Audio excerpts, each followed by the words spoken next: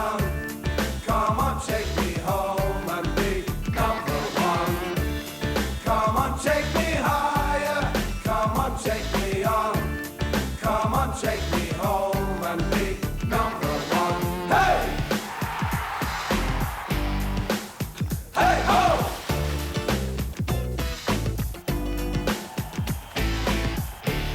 Come on, take me higher. Come on, take me on. Awesome. Hello folks and welcome to Direct Kicks, the soccer show, the world leader in grassroots soccer coverage. And this should be a fantastic show here in the beautiful islands of Trinidad and Tobago, where the Canadian national team will be taking on the Trinidad and Tobago national team. And hey, as usual, I'm flying solo because we all know about Helen and her idiosyncrasies of travel and things like that. And oh my goodness, here we go. What is with that parka? What parka? Oh, come on, Helen, what's going on here? You told me we were going to the South Pole. We're covering soccer in the South Pole. Come on. Yes, and you told me on your last message that we were going to Antarctica. What? No, I said make sure before we leave we contact my aunt, Artika. She's got to take care of Bunbury Barkham, for God's sakes. Oh, I can't No, believe it's- you, Scott. Oh, unbelievable. I'm going to have to straighten this out, but before we do that, let's figure out why we're here today, okay?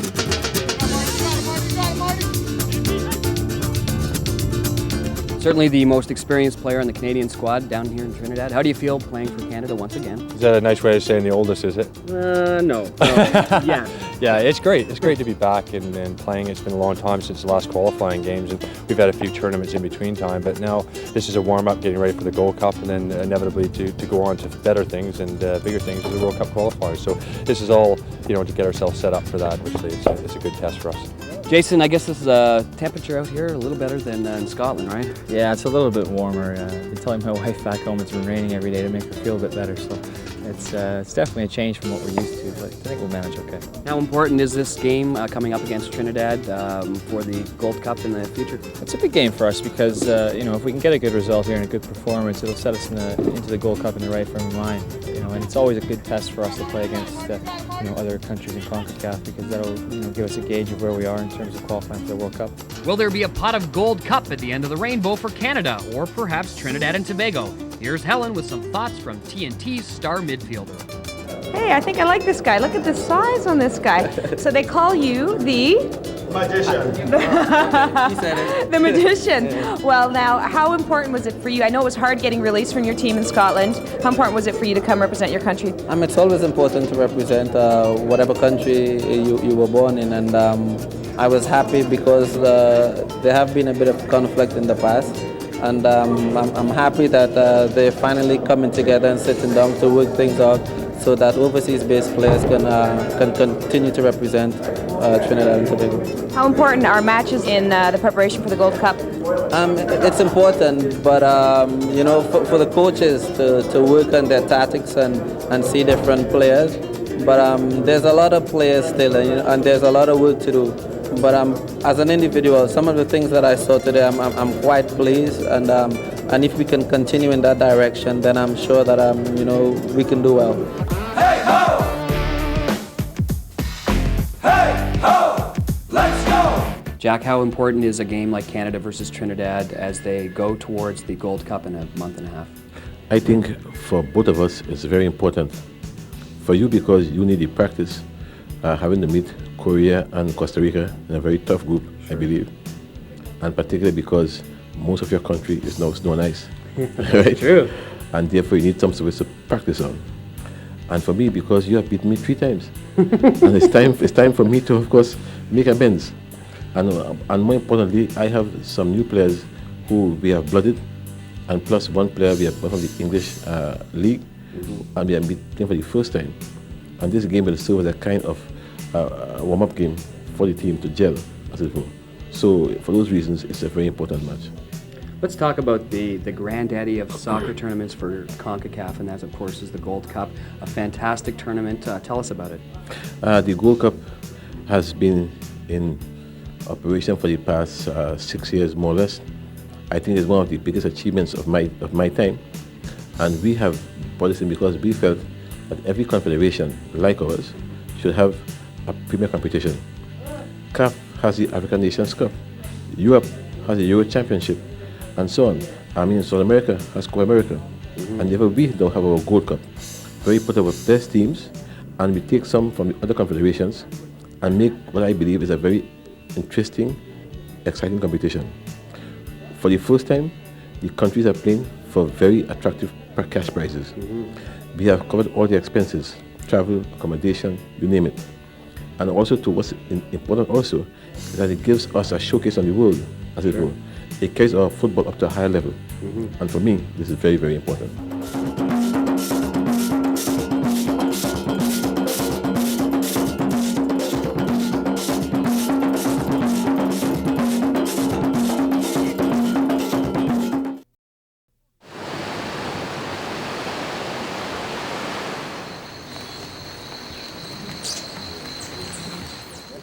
Welcome back to Direct Kicks, and some beautiful sights and sounds here at the Asa Wright Nature Center, including these beautiful hanging jades. Absolutely fantastic. It really takes your mind away. You kind of forget about the big life and the big city and what's coming up next on Direct Kicks. And I guess we're going to have to ask the birds. Birds, help us out. What's next on Direct Kicks?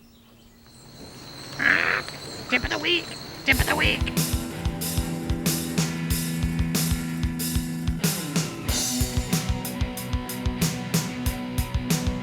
The Burger King tip of the week. If you ask us, Canada, it just tastes better. Jason, passing is probably one of the most important skills in soccer. Obviously, a team has to be able to pass the ball to play competitive soccer. Tell us a little bit about what you think is important in passing. Well, passing is very important. It allows the team to be connected through passing. And a lot of things that are very important is getting the ball under control, first of all, and then being able to strike the ball with enough pace and accuracy so that your opponent can receive it and the defender doesn't intercept the ball.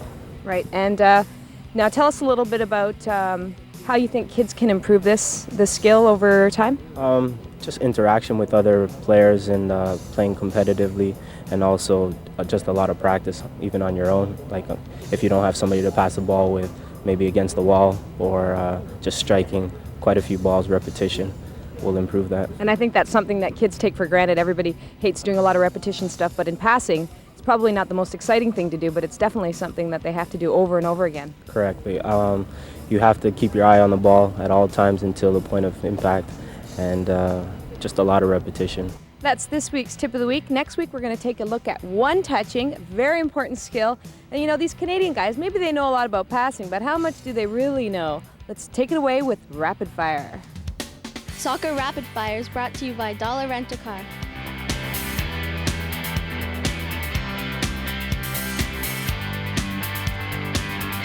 Welcome to Soccer Rapid Fire, where it's not fun and games, it's games and fun. And I'm here with Paul Stalteri. Are you scared? No. Not scared at all. Question number one. Shaka Hislop is Trinidad and Tobago's #1 keeper. Name his backup on his professional team. Craig Forrest. Craig Forrest. Absolutely correct. The big fella. Attaboy. Canadian Jim Brennan plays for Nottingham Forest. Name the Trinidadian striker on his team. Wait. I know this. Man, of course, Stern John, but you know what? This is Soccer Rapid Fire. You must answer right away. Name the assistant coach on Germany's last World Cup winning team.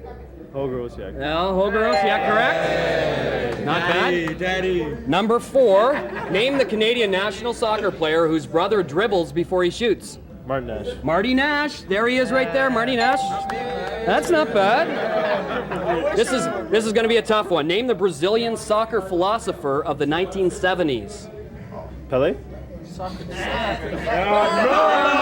Norma. Of course, the answer is Socrates, the soccer philosopher of Brazil. Go home and do your homework, and Werder Bremen. Okay? Thanks. Thanks for participating, but go home and do your homework. Thanks, Paul. Unlucky Paul, you got to do your homework. Remember, you have to do your homework. You're never going to win Soccer Rapid Fire unless you do your homework. And now for a little grassroots report from Trinidad and Tobago, I'm here with, what team are you guys? St. Francois Nationals. St. Francois? Nationals. All right, and who's going to be the next Dwight York from this team? Who's your favorite player on the national team? Latapi? What's his nickname? Little Magician. Little Magician, why is that? Well, he creates all the play and help the team to win most of the time. Yeah?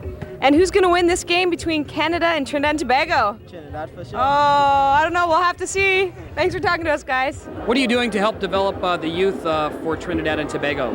I sacrifice most of my time to see about the youths from all ages, from 7 right up to 20. Do you see that it's helping the young kids become the young Dwight Yorks of the future? Yes, because they have a lot of talent. How much influence are the guys like Shaka Hislop and Russell Latterby to the young players looking to aspire to get better as soccer players? Yeah, they have a lot of influence because fellas like Russell Latterby and Shaka Hislop are the youth's idol. You know, they look up at these fellas very much. How important is it for kids to come out to a game like this to help support their team, and not only that, but learn from the skills that they see on the field? Yeah, it's very important. You know, because the youths, they learn a lot by looking on. So when you go onto the field, you could try what you see to see how much you absorb. Thanks very much for talking to us. Okay, all right? Thank you. Yeah, okay, all right.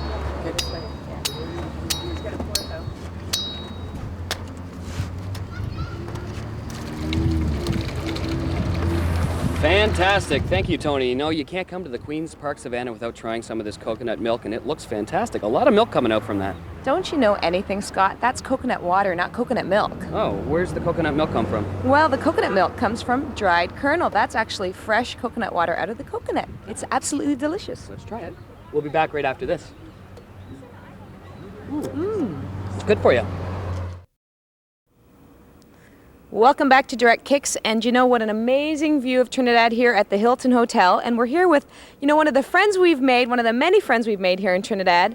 Tony, you know, you've done such a great job touring this island for us, and tell us a little bit about what makes Trinidad unique. Well, Trinidad is unique because it is the southernmost islands in the Caribbean. That's Trinidad and Tobago. And we are like introduction to South America. The flora and fauna of Trinidad and Tobago is like that of South America. We also have the Antillean type flora and fauna. That is unique because we have over 430 species of bird, over 600 species of butterflies. It is the ideal place for bird watchers, nature lovers, and so on. Of course, we have beaches and so on. We also visited the Azurite Nature Center, as you know, which is a beautiful place and one of the best places in the world to do bird watching and other nature type stuff. Are there unique foods that we should hear about? Well, the foods in Trinidad is the culture we have here because of our mixture of races. Since the first people that came to Trinidad, the Amerindians, then you had the Spanish, the French, the Africans. The whole world is in Trinidad, and all their customs and are used in the food. And we have the seasoning on the Paramin Hills that you saw when you were going to Maracas Bay. Those seasonings are used in most of the foods. You get French, you get Italian, you get East Indian, you name it. Thanks for talking to us, Tony. And next week we're going to take a closer look at Tobago. But for now, I think we've got to go back to the stadium over there because we've got to check out the first half highlights. I think Scott's over there somewhere. Where are you, Scott? Helen, I'm over here. You can't miss me, can you? You know what? It was a fantastic first half. Lots of action happening. Craig Forrest came up big in the first 5 minutes. 0-0 at the half. Let's go right to the highlights. Trinidad and Tobago take to the offense right away. Jaron Nixon touches it back to Russell Latterby, who takes a crack, but Craig Forrest is there. And here they come again. They show some typical Caribbean flair. Nixon again. But Jason DeVos is there to mop up. Now it's Canada's time to advance the ball, and they get a beautiful strike here, but Clayton Ince is there for the beautiful save. And then Richard Hastings has a nice move here to put it to Paul Stalteri. And speaking of moves, check this out. And then again, and he slots it over. It's a goal, but it's called offside, Helen. What do you think? Well, from this angle, Scott, it looks offside, and there were no complaints for the team. The first half ends 0-0. Of course, we're not only the world's leader in grassroots soccer coverage, we also love to follow the women's game. And here's Helen with the Trinidad and Tobago women's team. We're here with a member of the women's Trinidadian team, Trinidad and Tobago team. Welcome to the show. And You've been on the team for 13 years? Is that what you said? The national team. Yep. Yeah, basically. So you were probably around when I was playing here in Trinidad and Tobago when the Canadian team came down. Yes, probably. Now, I've noticed over the years you guys have really advanced. Have you had a lot more training and money put into your program? Well, more or less, we have had a little more time to train, a little more time to prepare properly for tournaments, and a little more money invested. Hopefully, for the upcoming qualifications for the next World Cup, you know, we have been told that we'll get a lot more support, so you know, we look forward to that. Now, the Women's World Cup this past summer was a big, huge success.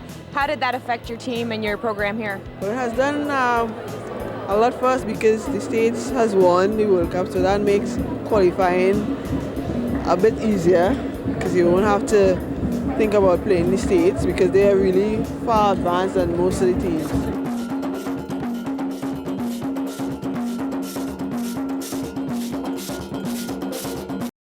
Absolutely fantastic. What an amazing view. And it's just a little taste of what you're going to see next week on Direct Kicks. And we're here at Fort King George here on the island of Tobago. But we've been talking earlier on Rapid Fire specifically about the connection between Canada and Trinidad. And there is another one, isn't there? That's right. One of my close personal friends and close personal friend of all national team members, Dr. Rudy Giddens. And he's just an amazing, amazing man. And we got to talk to him earlier on. Absolutely. Let's check it out. I'm here with one of my most favorite people in the world, Dr. Giddens. Welcome to the show. Thank you very much. It's nice to be here in such pleasant weather. Well, Dr. Giddens has been part of the Canadian Soccer Association for 15 years. 15 years, that's right, 1984 to now. And has been involved actively with the women's team and obviously now with the men's team. Give us an idea of what you do for the national team.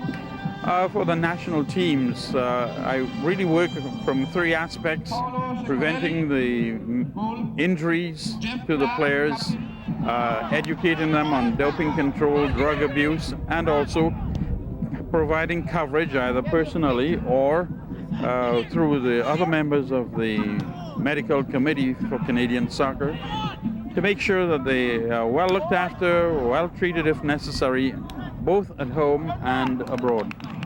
Well, he definitely does that and a lot more because he's probably one of the most personable people I've ever met, one of the friendliest men I've ever met. Oh, you're such a nice lady. I tell you, keep going. And he's called the big teddy bear of the team because whenever he shows up, everybody gives Dr. Giddens a big hug, don't we? Yeah. Thanks for being on the show, Dr. Giddens. Thanks very much. Rudy Giddens, what a class act, isn't he? He's a wonderful man, Scott. Listen, are you enjoying your corn soup? Oh, it's absolutely delicious. These Trinidadians know how to cook, Scott. Absolutely delicious. And speaking of earning your corn, let's get right to the second half highlights of that international match. Canada taking on Trinidad. 0-0 into the second half, and Elvis Thomas, a proud new member of the Canadian squad, contributes well. His chip is to Carlos Corazon, who heads it right to keeper Clayton Ince. Jason Bent's a great all-around midfielder, and he loves a tough challenge. But Trinidad and Tobago continue to advance.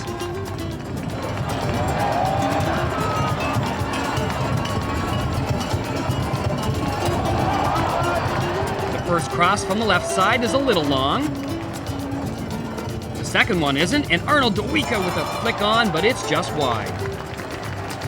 More skillful touches by Jaron Nixon.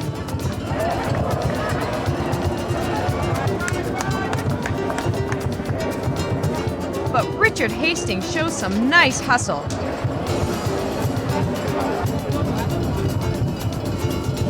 Jason Bent advances the ball. David Sousa, what a perfect slot to Paul Stalteri. But his shot just over the bar. Still scoreless. Canada gets a chance with a set piece. The ball headed back into the box, but Ince is there. Richard Hastings shows nice second effort here on the left side to Elvis.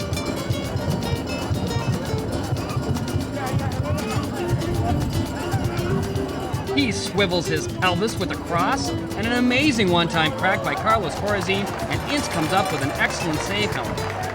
Oh, what a great save. That was an amazing strike by Carlos.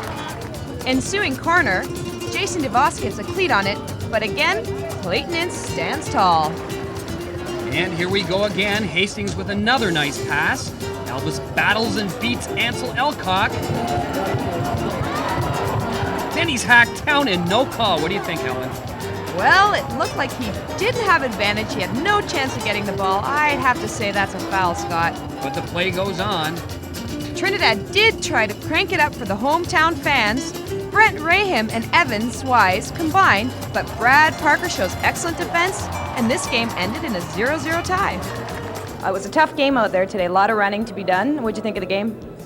Yeah, I mean, it was obviously we knew what the temperature was going to be like and everything. A little bit of the breeze helped us that we didn't expect to get.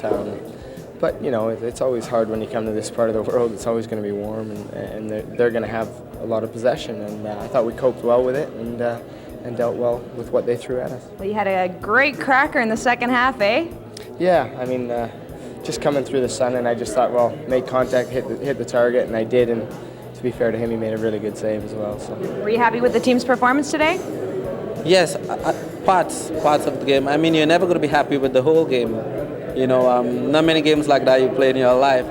But I was happy with the positive things, and I think we just have to work on the things that wasn't so positive. Now, just walking around town, I hear you're the big celebrity around here. How important is it for kids to have people like you to look up to? In the Caribbean, it's very important. You know, I must say that I'm totally honored that the people of Trinidad respect me in that way. But it's important in third world countries that there is some hope for the younger kids, and if I'm that form of inspiration, then I'm totally delighted. Holger, tough game out there. Your thoughts on the game? Yeah, definitely. It was a very tough game, considering the fact that it was pretty warm and most of the players came from a different climate. And the second aspect we have to consider is that a number of players are not right in match condition. They come from the indoor scene, or they come from the off-season, and only a couple of guys play right now on the regular basis. And from that point of view, I think it was quite satisfactory. That's this edition of Direct Kicks, the soccer show. Be sure to join us next week for all the best of grassroots soccer and so much more. And what the heck is with that t-shirt? I've been inducted into the Trini Posse. Does that mean we're staying for another week? Oh yeah, you better believe it. Excellent. We'll see you next time. See you next week. While in Trinidad and Tobago, the crew of Direct Kicks stayed at the world-famous Upside Down Hilton. Direct Kicks would like to thank the following contributors: Burger King, if you ask us Canada, it just tastes better. Sunoco, the performance people. FlexNet, the safety-inspired goal system. And JMT Metrosport, 5 Metro Toronto locations. Ground transportation for Direct Kicks provided by Dollar Rent-A-Car.